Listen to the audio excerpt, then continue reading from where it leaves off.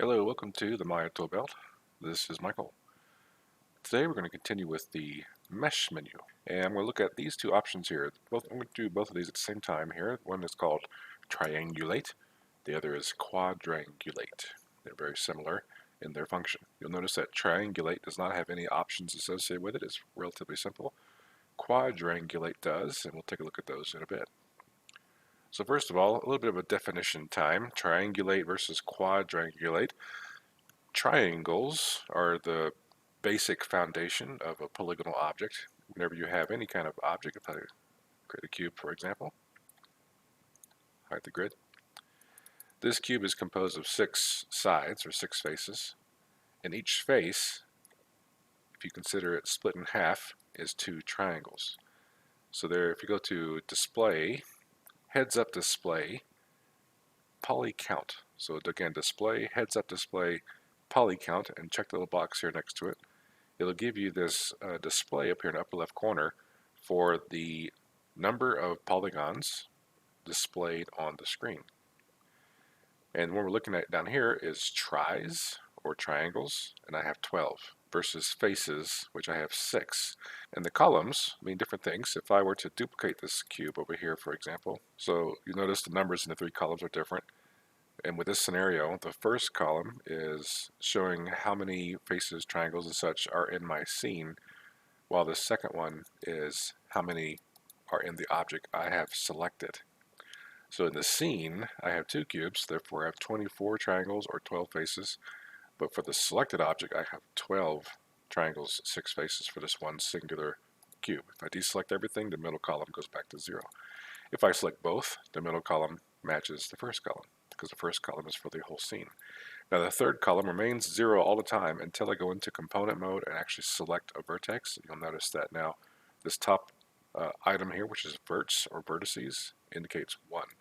If I select a face like this, you'll see where it says faces. I have 1 face selected, but I also have 2 triangles selected. So triangles are if you were to divide everything up into triangles, that's how many tries or triangles you have. And that's the basic building block for objects. And especially when it comes to real-time applications like video games and other things, they typically are mainly focused on how many tries or triangles are in the scene. Alright, so that's essentially a triangle. Now a quad is a 4-sided face, triangles being 3-sided, so quad is 4-sided, and so what we have here displayed on this cube are 6 faces. Also could be said 6 quads, or quadrangles, if you want to do the long name, quadrangles. So if I were to select this cube and go to Mesh Triangulate, it's going to create triangles out of all the selected objects' faces. Okay, doesn't really change the shape so much, it just changes the divisions. It divides everything up into as many triangles as it can. Now with this object still selected, I can go to Mesh Quadrangulate, and it will remove the triangles the best it can and put it back into a quad or primarily quad state without all the triangles. So in a nutshell, that's really what these two commands do. Again, Mesh Triangulate will give triangles to all the existing faces with more than 3 sides. It'll split it up into having 3 sides for everything. And then Quadrangulate, it'll try to, again, kind of an algorithmic manner, take everything to quads or 4-sided faces. Now the Quadrangulate command does have some settings and options we can play with. Triangulate though is essentially, that's what it does, just cuts everything into triangles. And that's essentially the gist of this command, or these 2 commands. If you feel like you got what you need, you can move on, that works. But, you know, like I tend to do, I like to go into the options and settings and kind of really get into the nitty-gritty and maybe show some practical uses for these and so on. So if you want to continue with me, feel free. So again, let's go back to Mesh then, Quadrangulate options. I'm going to bring up here, we have Quadrangulate face options. And we have several checkboxes as well as a slider here for angle threshold. Now for a cube shape, it's not going to make much of a difference really what we're doing. This shape is so simple. It's not going to make a big difference. So I'm going to actually open up something a little more complicated. So I have here a model of a simple arm and a hand attached to it, so something a little bit more organic and a little more complicated. And again, we're going to just, first of all, we can kind of look and see we have primarily quads displayed here. And so I'm going to go ahead and go to Mesh, Triangulate. You can see there it just triangulates the whole mesh, splits everything up into triangles. Alright, so I'm going to undo that. So here it is before. I'm actually going to duplicate this arm over here. And so for this duplicate, I'll go ahead and go to Mesh Triangulate again. Okay, I'm going to turn on wireframe unshaded so we can see the wireframes on both models. And so now I'm going to go to Mesh Quadrangulate. And so I want you to notice here that, so this model, I haven't done anything to it except I triangulated it and then I quadrangulated it with this default settings. And take a look at how the geometry has kind of been reshaped. All these edges and such. Over here it's nice and clean. The original artist who created this arm and hand did a really nice job of making this very nice and clean quad layout. But just by triangulating it and then quadrangulating the same mesh without doing anything else, it kind of chopped it all up into pieces. It chose what you might consider the wrong edges to keep and removed the wrong edges. Like over here, like it should have kept this edge and deleted this edge that cut across where the triangle was formed. And so let me undo that quadrangulate. There we go. So now I'm back to triangles. So if I go back to the options here for quadrangulate, we can look and see what these settings do here. So first of all, there's an angle threshold. Again, I think I might go ahead and duplicate this over here again, just so we can see a difference. So this one, when we did our default setting, an angle threshold of 30%, hit apply, we get this, like so. So now let me try a different percentage. I'm going to go kind of high. I'm going to go like 80% just to see if we can get a big difference. Hit apply. It's not a huge difference when it comes to the output that we got. So let's try an angle threshold of say 0%. Let's take it all the way down. Select this arm over here and apply. With a angle threshold of 0, it's essentially not doing anything.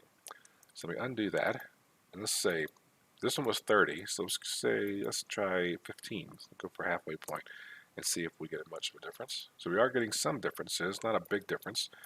You notice here, for example, you can kind of see this candy stripe pattern kind of making this little L shape and kind of coming down like this. So over here we have a similar pattern, but right there, for example, you'll notice this line, it was removed with a 30% threshold, but it's remaining with a 15% threshold. And then down here, we are still getting a bit of a difference here. So it's a very subtle difference, I will say, going from 15 to 30, but there are some differences. So essentially all angles 15 degrees and below get merged into a quad. If they meet together and they have that small of an angle threshold, they merge into a quad. If they are above that angle threshold, then they are not. So that's why we have more triangles being remaining over here versus over here. So that's essentially the difference there. Now if I were to, let's see, have a cube here, something that's not very organic at all compared to all these arms that we have, and I'll go ahead and triangulate this. I have a button for it there. And let's say I would take the angle threshold down to 0 on this cube and quadrangulate, you'll notice that it does remove the triangles even at an angle of 0, while for the arm nothing happened. That's because for the cube, the triangles are essentially planar. They do have a 0 degree difference between the angle of one triangle and the other. It's at 0. So it meets the threshold and it merges into a quad.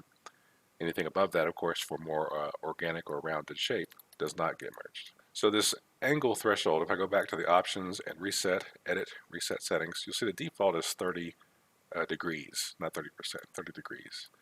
So it's relatively low angle. Now if you go all the way up to 180 degrees, hit apply, it doesn't really change that much. It looks the same as it did at 30 degrees, just based on the roundness that we have here with this particular shape. But if we had something with a lot more changes in angle and directions, we might see that difference. But one thing to keep in mind though is we're not getting back to the state that we were at before. Okay, just keep that in mind. It's not an automatic tool that's going to take it from this back to this after being triangulated in some way. So that's going to require a little bit of what I would call manual work of like manually cutting where you want to cut, removing edges where you don't want them to be, and so on. What I would suggest doing when using Triangulate and Quadrangulate, if you're not confident that you're able to easily get back to your original model, duplicate the original, hide it away somewhere, hide it or put it on, save it as a new file somewhere that you can get back to, and then do all your triangulation and such that you want to do with your model. And if you decide, you know what, I need to get back to the original, then you just open that original file back up again, and you have it where it was before. So definitely, take advantage of saving your model in different states. So here we have a few checkboxes here. Keep face group border, keep hard edges, keep texture border, and then world space coordinates. So the first checkbox here says keep face group border. So what this essentially means is going to maintain the border of a set of faces. Okay, a set of faces. So what does that mean? So first of all, I'm going to grab my arm here. I'm just going to duplicate it. And we're going to apply a face set, or a face group if you want to call it that, to this arm here. So I'm just going to right click and hold and choose faces. I'm just going to grab like these three rows of faces here. And I'll go to create, sets, set. So this little set object appears in the outliner. If I expand this, you can see I can click in here and each of those faces is listed here. I can just select all those faces really quickly with this selection set. Now I didn't do that for this arm, so this arm does not have a set active. So I'm going to select them both, triangulate, quadrangulate. So you'll notice on this arm, this section in particular here above the elbow kind of got a little wonky here, but on this one it didn't. It maintained that border through here where those faces have been set. If I grab those faces again, you can see that right through here, the border edges on both sides of these three rings didn't get messed up, while on this one it did.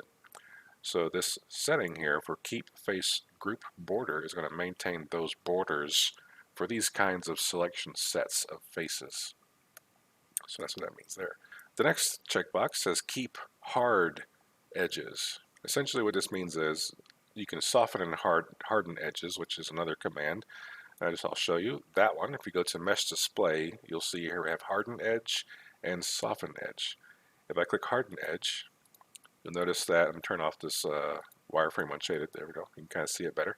All the different faces have been faceted or hardened on the arm. So now it kind of looks like it's made of all these different shards or pieces of glass almost, because each face is a hardened face. All the edges around it are hardened into this manner here. If I go to mesh display and say soften edge, it will soften all the edges, and so they no longer look so crisp. So when it says keep hard edges, it essentially means between two triangles, if there's a hard edge, it's going to keep it. It's not going to quadrangulate those faces. So to demonstrate this, I'm going to select this one face here, and I will triangulate it. Okay, so now it has a triangle edge right through there. I'm going to grab that one edge, and I'll go to Mesh Display, Harden Edge. And so when I say quadrangulate, it didn't remove it. So that it's still there, because it's keeping the hard edges between triangles with this checkbox. It's not going to remove it. Now if I take that edge and go to Mesh Display, Soften Edge, so now that triangle edge there is softened. And now I'll say quadrangulate, it goes away. So it's no longer maintained with the quadrangulate face options, because it only keeps hard edges. Hopefully that makes sense. All right, next one is keep texture border. Once again, referring to textures and UVs. So these are the UVs of this particular model. You'll notice that on the model, these hard or thick white lines represent a texture border. Okay, so we can use the existing texture borders, or I can make a new one. So let's just say, for example, I'm actually going to make kind of an unusual one. I'm going to grab these two rings of faces here and triangulate them. And I'm just going to kind of cut through here, kind of like make a Z pattern. Like that. And then I'll go all the way around.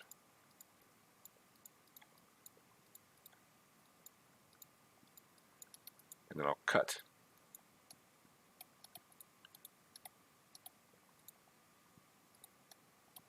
There we go. So you can see there I got two sections of UVs there. You can kind of see that white border kind of crisscrossing around through those triangulated faces through there. So the idea here is that I'm going to now quadrangulate this arm, and it's going to keep texture border, meaning these white lines, even if they're a triangle, they're going to keep them. I'm not going to remove them. There we go. So I quadrangulated the arm, but those triangle edges that were part of that border, of the texture border, it keeps those. It's not going to remove those ones. But all the other ones it got rid of. So that's what that means, keep texture border. And then when it says world space coordinates, whenever this is turned on, essentially what this means is that the angle threshold value at the top, the angle threshold value, that's the angle between the face normals of the adjacent triangles based on world space. If it's not on, if we turn that off, the angle threshold value is the angle between the two triangles in local space. Okay, so it's a little bit of a different way of how this quadrangulate tool operates. I'm trying to think in my top of my head what would be a good way of changing that, but I'm not really sure. But I guess if you're in a situation where the local space of the object that you're dealing with, the degrees value may be different than the space of the scene. And one thing I can come up with in the top of my head just thinking about this, I don't really have anything prepared to show this, so forgive me there, but I suppose if you were to be referencing an object from another Maya scene, like let's just say, for example, this is something that's relatively common in studios, where you have one artist creating a model, and then you have another artist creating, let's say, the environment for that model to go in. But for whatever reason, perhaps one of them is working on a much different scale than the other, or a different set of coordinates than the other in some way. But whenever the one object is referenced into the other scene, we have to differentiate between either using the world space coordinates or the local object's space coordinates because of the differences there. That's the only thing I can come up with. So this particular checkbox, I'll be honest, I'm a little bit at a loss as when this will pop up, but I'm assuming it must, otherwise why is it here? In general, what I'd essentially recommend doing is either keep all of them on and just realize that these particular kinds of edges, especially hard edges and texture borders, are going to be maintained when you do this quadrangulate. Or if you don't want them to be, if you really would like them to just all be quadrangulated no matter what kind of border they might be, you can turn all these things off. It'll ignore that, and it'll just quadrangulate everything that it finds based on this angle threshold. All right, so hopefully that makes a little bit of sense. Again, that last one's a little bit fuzzy on my part too, I'll be honest. But the other three are pretty work pretty well as far as what they're supposed to do. Again, if you have any questions or if you have any explanations or examples of when that world space coordinate checkbox might be handy to use, let me know. Again, we went a little deep in it and got a little in the weeds in places where I wasn't really familiar with where that checkbox would be useful, but those other three work just fine. In any case, feel free to comment below. I'll be happy to receive any education on your part if you have an idea of when that would be that world space coordinates checkbox would be useful. If you have any other questions, please let me know. I can do my best to answer. If you have any suggestions for future videos, always happy to hear those as well. Thanks a lot, guys, and I'll talk to you later.